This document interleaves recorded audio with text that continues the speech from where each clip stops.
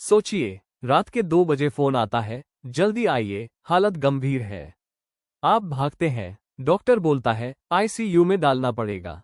आप हाँ कह देते हैं और 5 दिन बाद वही अस्पताल बोलता है बिल 5 लाख हो गया है। अब सवाल ये नहीं है कि मरीज बीमार क्यों हुआ, सवाल ये है 5 दिन में 5 लाख कैसे बन गया, और सबसे बड़ी बात, इंश्योरेंस होते हुए भी पैसा क्यों देना पड़ा। आज मैं आपको बिल्कुल आसान भाषा में पूरा खेल समझाने वाला हूँ। इस वीडियो में मैं आपको बताऊंगा आईसीयू का बिल एक साथ नहीं बनता, टुकड़ों में बनता है।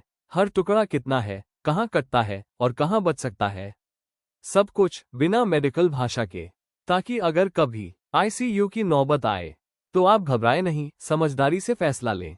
आईसीयू कोई खास बीमारी नहीं है। आईसीयू का मतलब है हालत गंभीर है। जब मरीज खुद सांस नहीं ले पा रहा या अचानक हालत बिगड़ गई, तब डॉक्टर आईसीयू बोलता है। यहां से खर्च शुरू होता है। अब ध्यान से समझिए, आप जिस दिन आईसीयू में गए उसी दिन पहला खर्च जुड़ गया। आईसीयू का कमरा 10,000 रुपये से 30,000 रुपये सिर्फ एक दिन का। 5 दिन मतलब सिर्फ कमरा ही 1 लाख रुपए के आसपास। यहां लोग गलती करते हैं क्योंकि इंश्योरेंस इतने महंगे कमरे की पूरी इजाजत नहीं देता। लोग सोचते हैं एक डॉक्टर आएगा, लेकिन आईसीयू में एक नहीं 3 डॉक्टर आते हैं। एक आईसीयू का, एक बीमारी का, एक सीनियर। हर बार आने की फीस अलग। 5 दिन में 30,000 रुपये से 50,000 रुपये यही जुड़ जाते हैं। आईसीयू में नर्स बहुत सारे मरीज नहीं देखती। एक नर्स एक मरीज देखती है दिन रात, और 3,000 रुपीज से 4,000 रोज का चार्ज होता है।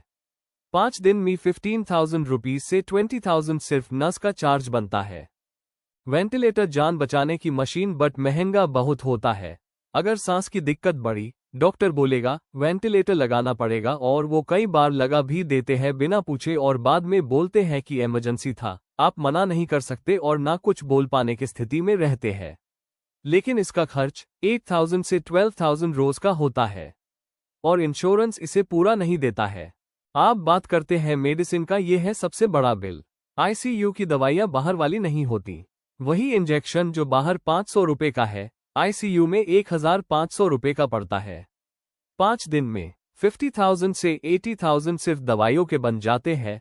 और सबसे मैं पॉइंट यह है कि इंश्योरेंस कहता है ये दवा हमारी लिस्ट में नहीं है और इसका पैसा आपको अपने पॉकेट से देना होता है।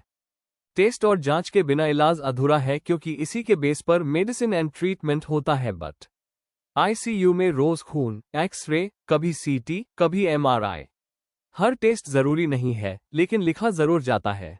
40,000 से 70,000 यहीं जुड़ जाते हैं। छोटे छोटे सामान का बड़ा झटका, ग्लव्स, सिरिंज, कॉटन, पाइप। सुनने में छोटे लगते हैं, लेकिन 5 दिन में 20,000 से 30,000 रुपीज बन जाता है, जिसका हमें पता भी नहीं चलता है, और इंश्योरेंस कंपनी सीधा मना कर देता है इसके पेमेंट के लिए। अब जोड़िए कमरा का चार्ज, डॉक्टर का फीस, नर्स का चार्ज, मशीन का चार्ज, दवा की वैल्यू, टेस्ट का कॉस्ट। 5 दिन में 4 लाख रुपए से 5 लाख रुपए बन जाता है। सवाल यह है कि इंश्योरेंस होने के बाद भी पैसा क्यों गया आपके पॉकेट से? क्योंकि इंश्योरेंस सब कुछ नहीं देता। वो पहले ही बोल चुका होता है इतना ही दूंगा, लेकिन हमें पता बाद में चलता है।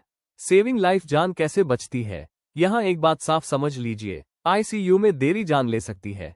पैसा बाद में देखा जाएगा, पहले इलाज। सेविंग मनी, पैसा कैसे बचे, लेकिन इसका मतलब आंख बंद करके खर्च नहीं। आपको बस ये करना है, रोज बिल देखना, सवाल पूछना, आईसीयू से बाहर शिफ्टिंग पूछना, बस इतना। जो सवाल पूछता है उसका बिल कम आता है। आईसीयू का बिल अचानक नहीं आता, वो हर दिन थोड़ा थोड़ा बनता है। अगर आप चुप रहे बिल बोलेगा, अगर आप समझदार रहे जान भी बचेगी और पैसा भी। सवाल कीजिए, चेक कीजिए क्या जरूरी है क्या नहीं।